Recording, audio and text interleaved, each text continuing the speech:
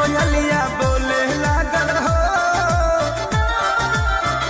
पतैया डोले लागल हो, लागे कि मई हमर आ गईली। नमस्कार प्रणाम दोस्तों, आप लोग कैसे हैं? चलिए आप लोग को बता दें कि प्रमोद प्रेमी यादव आप लोग के बीच में बहुत ही प्यारा देवी गीत लेकर आ रहे हैं, जिस एल्बम का नाम है मैया नजर डाली। जी हाँ दोस्तों, इस गाने को गाए आपके चहेता स्टार प्रमोद प्रेमी यादव और अंजलि माही ने। इस गाने को लिखे हैं छोटन मनीष, इस गाने में म्यूजिक दिए आर्या शर्मा ने। हाँ तो दोस्तों चलिए आप लोग को बता दें कि प्रमोद प्रेमी की इस गाने को आप लोग के बीच में किस समय किस यूट्यूब चैनल से रिलीज किया जाएगा। वीडियो को पूरा कंप्लीट जानकारी देने से पहले आप लोग से अनुरोध है कि अगर हमारे चैनल पर पहली बार जुड़े हैं तो वीडियो को लाइक और चैनल को सब्सक्राइब कर बेल आइकन की घंटी ऑन कर लीजिए, क्योंकि हमारे चैनल पर भोजपुरी का हर खबर सबसे पहले दिया जाता है। आप लोग को बता दें कि प्रमोद प्रेमी के इस देवी गीत को आप लोग के बीच में डायरेक्ट वीडियो सॉन्ग रिलीज किया जाएगा आज सुबह 6:45 पर प्रमोद प्रेमी इंटरटेनमेंट यूट्यूब चैनल से।